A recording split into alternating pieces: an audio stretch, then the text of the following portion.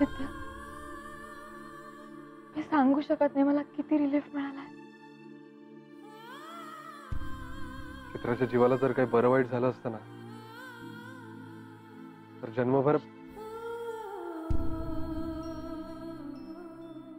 काही बोलू नकोस.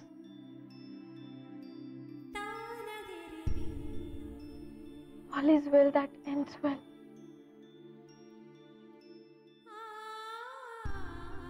पण मेघना, हे संपलं नाहीये, सुरू झालंय. आणि आता आपली खरी परीक्षा आहे.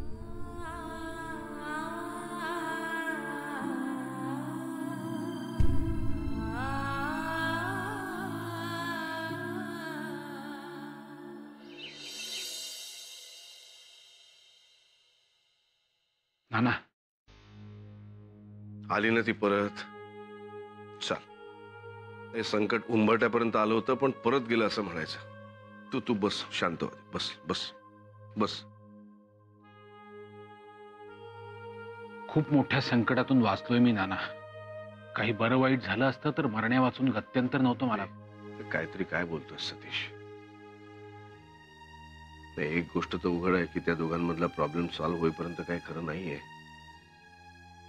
पण एक गोष्ट बघ, लक्षात आली माझ्या की माणसाच्या अंतर्मनातली खळबळ त्याच्या चेहऱ्यावर दिसतेच प्रत्येक वेळी, असं नाही बरं? इतकी हसतमुख असायची ही चित्रा, अजिबात दाखवायची नाही की तिला काही त्रास आहे म्हणून. मी लग्नाआधी ती वावरायची ना तशी. ह्या टोकाला जाईल असं वाटलं नव्हतं. वाटलं सहन करते. ऍक्च्युली सुरेशराव म्हणत होते ना, ते मला आत्ता पटतंय. आपण अण्णा काका, मनोजचा भाऊ या सगळ्यांना बोलवू आणि समक्ष बोलून एकदाच काय ते ठरवूया. हो हो हो हो, पण एकदम घाई नको करूया. चित्राची मनस्थिती ठिकाणावर आणणं हे आपलं पहिलं काम आहे. अचानक वेगवेगळ्या विचाराच्या 4 लोकांना एकत्र आणलं आणि चित्रा मनोजच्या आयुष्याचा निर्णय त्यांच्या सल्ल्याने आपण घ्यायला लागलो तर तिचा अजूनच गोंधळ होईल. पण नाना, तुझ्यावर असलेल्या जबाबदारीची जाणीव आहे मला. ती उत्तम कशी पार पाडता येईल बघूया आपण. सध्या चित्राला एकटं नको सोडूया, मात्र तिला एकटेपणाची गरज आहे हेही नको विसरूया.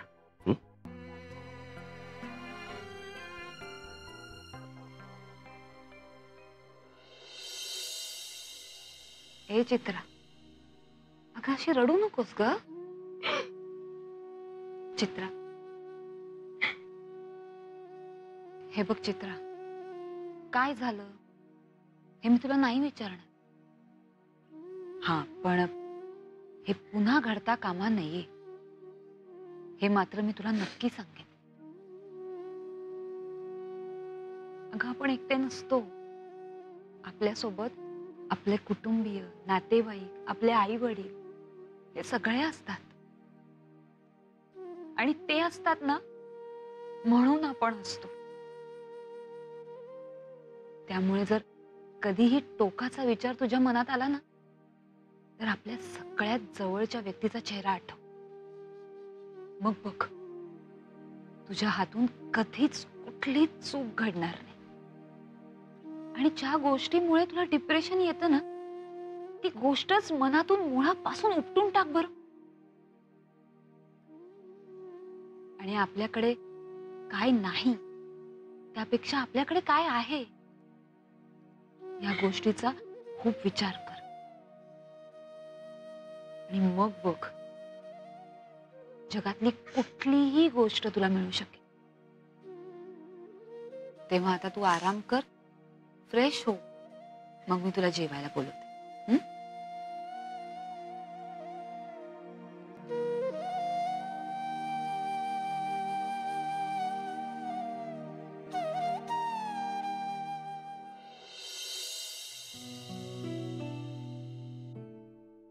मला तर अजूनही खरं वाटत नाही की चित्रा परत आली आहे. एवढ्या विचित्र परिस्थितीत अडकलो होतो ना आपण, आणि त्यातून बाहेर पडायचा कोणताच मार्ग मला दिसत नव्हता. पुरे ना आता आदित्य, चित्रा आली आहे आणि ती सुखरूप आहे. ती घरी आहे आता. प्लीज शांत हो. पण आता आता काय? आता तिच्या समोर जायला कसं तरी वाटतंय मला. तू प्लीज सैरूबाहेर नको होस आदित्य. एक लक्षात ठेव, हे क्षणिक वादळ होतं. जे आलंय तसंच गेलंय. ती गेले असं वाटतं तुला? हो, ते गेलं म्हणून तर त्या वादळात सापडलेली चित्रा घर सोडून निघून गेली. तू अजिबात काळजी करू नकोस. मी आहे ना आदित्य.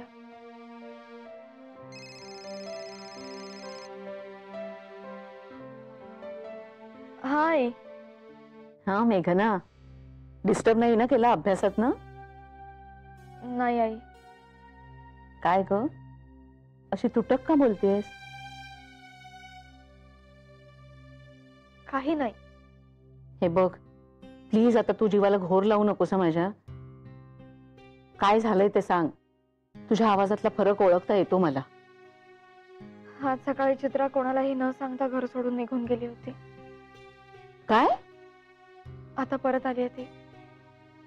पण दिवसभर तिचा पत्ता लागत नव्हता, त्यामुळे आम्ही सगळेच जण खूप टेन्शन मध्ये होतो.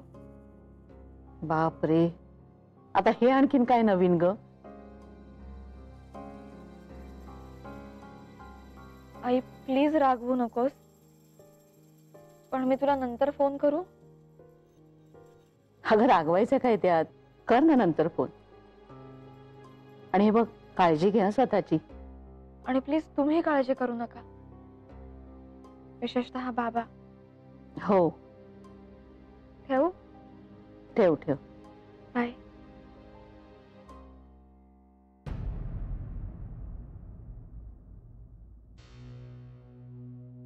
तू काय म्हणत होतीस नाही कळलं मला. मला लवकरात लवकर तिच्याशी बोलायचंय. तिनं कोणताही गुन्हा केलेला नाहीये हे सांगायचंय तिला. पण मगाशी ज्या प्रकारे तिनं मला दूर केलं, त्यावरून ती माझ्याशी मोकळेपणानं बोलणार नाही हे पक्क जाणवतंय मला.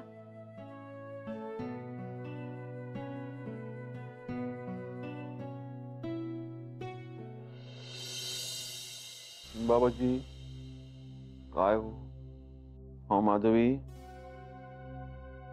ही विचित्रा मेघना आणि जावई बापूंच्या आयुष्यातून निघून जावी, दूर जावी, अशी मी बाबाजींच्या चरणी प्रार्थना करत होतो. अशी माझी इच्छा होती. तिने असं घरातून नाहीसं व्हावं अशी अजिबात इच्छा नव्हती हो. केवढा जीवाला घोर लावला हो त्या पोरीनी. आणि त्यात तिचं काही बरं वाईट झालं असतं तर? ही विचित्रा या देसायांच्या आयुष्यात आली ना, तेव्हापासून तिकडे एक सुद्धा गोष्ट सरळ होत नाही हो बाबाजी.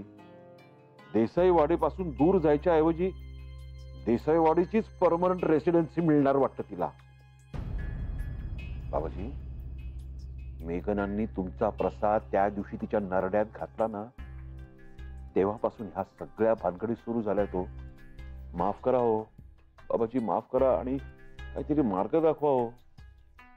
काही सुचत नाही हो. त्या पोरीच्या जीवाला काही बरं वाईट नको व्हायला, पण ती त्या देसाईवाडीपासून दूर जायला हवी हो. मार्ग दाखवा हो बाबाजी, मार्ग दाखवा. काही सुचत नाही हो. बरं झालं हो त्या राणे काकू चित्राला भेटल्या आणि चित्रा घरी सुखरूप आली म्हणून. काय करत होती, कुठे गेली होती, काही कळलं नाही ना? नाही, ते आता उद्या सगळं विचारेन ना मी त्यांना. मी त्यांना भेटायला जाईन ना मी सविस्तर, तेव्हा कळेल काय ते. दिवसभराच्या दगदगीने मला डोकं लागलं दुखायला, म्हणून म्हणलं आत्ता काहीच नको विचारूया. परमेश्वरा, वाचवलंस रे बाबा आम्हा सगळ्यांना. माई, सकाळपासून घरामध्ये कोणीच काहीच खाल्लं प्यायलेलं नाहीये. म्हणजे आपण जेवायचं का? पानं घेऊ का मी? हो, पण चित्राचं काय? आपल्या सगळ्यांबरोबर ती बसेल की नाही शंकाच आहे. म्हणजे अर्चू म्हणाली तिला समजावते म्हणून, पण बघूया. काही हरकत नाही, तिला जसं हवं तसं करू दे. मग घेऊ मी पानं? हो. तुम्ही या. आलेच मी. बस जरा, दिवसभर खूप दगदग झाली आहे. 5 मिनिटं स्वस्त बसूया जरा.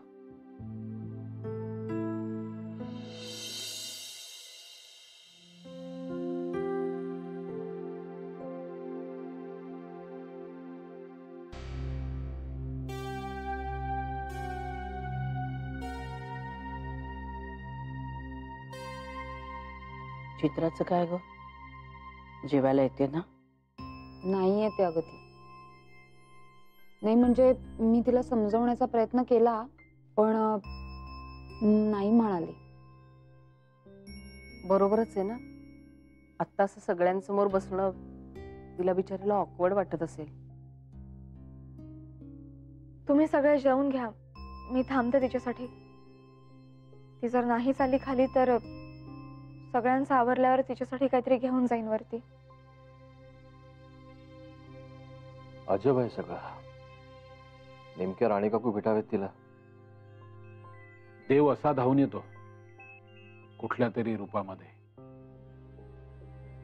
तू त्यांच्याशी बोललीस का ग संजीवनी? नाही बोलले. अहो एकतर उशीर झालाय आणि अजूनही मी स्वतः त्या टेन्शन मधून काही बाहेर आलेले नाहीये. उद्या सकाळी जाऊन भेटेन त्यांना. त्याही काही मनाला नाही लावून घेणार. नाही, पण त्यांचे अगदी अंतःकरणापासून आभार मानले पाहिजेत. त्या नसत्यानं तर काहीतरी विचित्रच झालं असतं.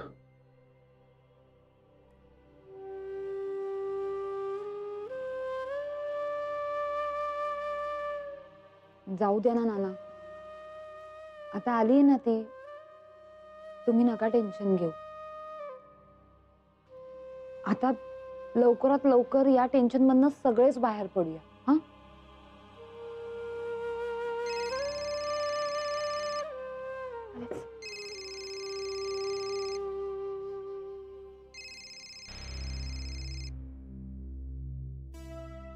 हॅलो बाबा.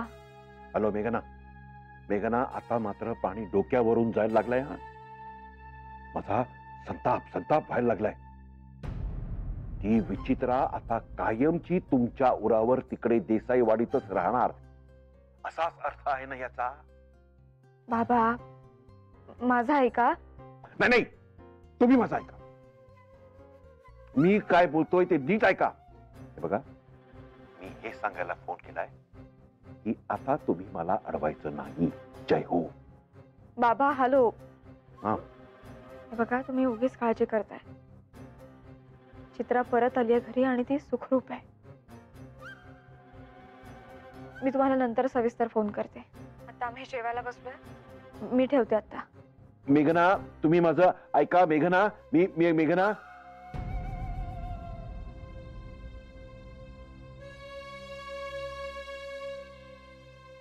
नाही तुम्हाला काय वाढव नको. आणि तू आता आमच्यासाठी काही इथे थांबू नकोस. आम्ही घेऊ आमच्या हाताने. चित्रासाठी आधी काहीतरी घेऊन जा.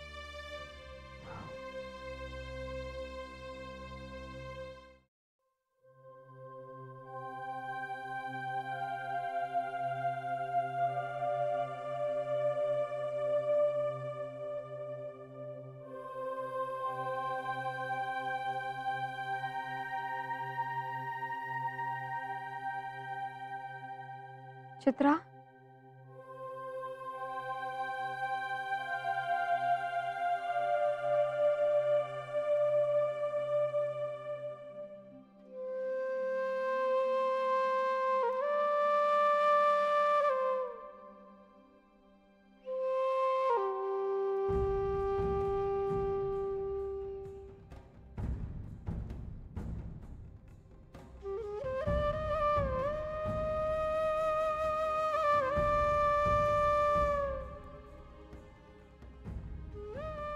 चित्रा, मला कळतंय तुला काय वाटतंय ते, पण प्लीज माझ्या मनात कोणताही गैरसमज नाहीये. खरंच चित्रा, प्लीज रडू नकोस ग. प्लीज चित्रा, बास ग. खूप रडलीस अगं. कोणीही तुझ्या रागावलेलं नाहीये. मी आणि आदित्य, पण मी रागवली आहे ना स्वतःवर. तू प्लीज जा मेघना. मला ओके, मी जाते. काहीही बोलत नाही आता. खरं तर मला तुझ्याशी खूप काही बोलायचंय, मनातलं. पण आपण नंतर बोलू.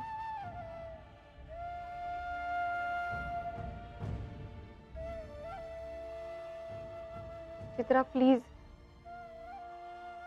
4 घास खाऊन घे. मनाच्या गोष्टीपायी तब्येतीची हेळसांड, आणि तब्येत बिघडली म्हणून पुन्हा मन उदास असं नको व्हायला. जबरदस्ती नका होईना. प्लीज 4 घास खाऊन घे.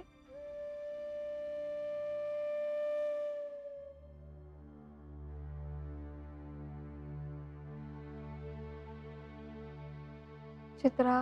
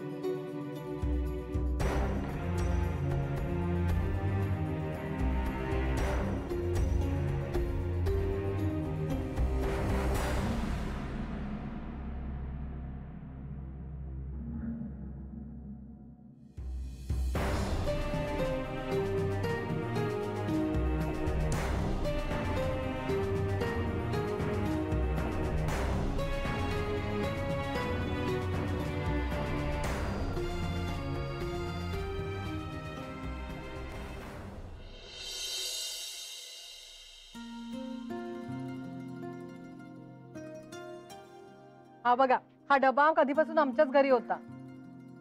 गावाला गेले ना, त्या गडबडीत विसरूनच गेले हो मी. अहो काही हरकत नाही, द्याल की सावकाशीनं. तुम्ही कुठे पळून जाताय? मी तुमच्याकडेच येत होते. राणे काकू, काल जे तुम्ही आम्हाला दिलेत ना, ते लाख मोलाचे हो आमच्यासाठी. चित्रा घरी सुखरूप परत आली म्हणून देवासमोर गुळखोबरं ठेवलं होतं. पण पहिला मान तुमचा आहे म्हणून तुम्हाला द्यायला येत होते. आई अहो, लाजवताय तुम्ही मला. मी काही केलं नाही, देवाचीच कृपा म्हणून गाठ पडली आमची. पण मला आता शांतपणे सांगा बघू, चित्रा तुम्हाला भेटली तरी कुठे? अहो, ट्रेन मध्ये. काय सांगताय काय? हो ना, तिचा चेहरा बघून मी दचकलेच खरं म्हणजे. शून्यात नजर लावून बसली होती बिचारी. तिच्याशी बोलायला गेले ना, तर तिने ओळखलंच नाही हो मला. तिच्या नजरेत ना ओळख ना पाळख. माझा तर काळजाचा ठोकाच चुकला माई.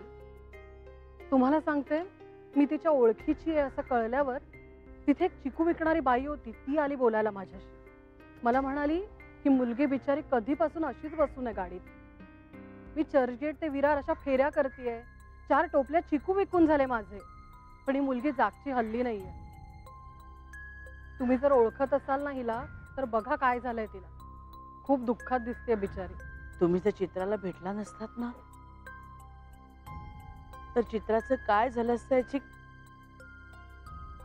कल्पनाही करवत नाही. तुम्ही बोललात ते खरं आहे माई. चित्राच्या आई वडिलांची पुण्याईच उभी राहिली तिच्या पाठीशी. आम्ही काय हो, निमित्त मात्र.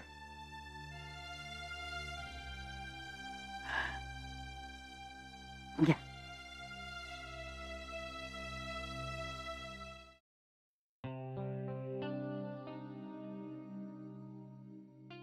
आदित्य, हो. घ्या. चित्रा बरी आहे का आता? नाही रे, नुसती रडतीये. मी तिला समजावण्याचा खूप प्रयत्न केला, पण बहुतेक जे काही घडलं त्यावर आपण दोघे कसे रिॲक्ट होऊ याचं टेन्शन घेतलंय तिने. कारण जेव्हा ती परत आली आणि मी तिला मिठी मारली त्यावेळी ती माझ्या नजरेला नजरच देत नव्हती. आणि साहजिकच आहे ते, तिला बहुतेक स्वतःची लाज वाटत असेल. आपल्याला कोणत्या तोंडाने सामोरं जायचं कळत नसेल तिला. कदाचित आपण हे इतरांनाही सांगितलं असेल अशी शंका आली असेल तिच्या मनात. गॉड, ती त्रास होत असेल तिला. आणि आपण तिला जर यातून लवकरात लवकर बाहेर नाही काढलं तर ती वेगळ्याच कोशात गुरफटून घेईल स्वतःला. ती कशामुळे घरातून निघून गेली हे फक्त आपल्या दोघांना माहिती, आदित्य. त्यामुळे तिला यातून बाहेर काढण्याची जबाबदारी आपल्या दोघांवरच आहे. खरंय तुझं, पण मलाही तिच्या इतकंच अवघडल्यासारखं झालंय. मलाही खूप कठीण जाणार आहे तिच्या समोर जाणं. प्लीज एक गोष्ट लक्षात ठेवा आदित्य, यात तुझी किंवा तिची कोणाचीच चूक नाहीये. त्यामुळे अजिबात अपराधी वाटून घेऊ नकोस. तिलाही मी हेच सांगणार आहे, म्हणजे सांगण्याचा प्रयत्न तरी करणार आहे. चल निघू मी. हो, सांभाळून जा आणि इकडची अजिबात काळजी करू नकोस. ओके, चल बाय. बाय.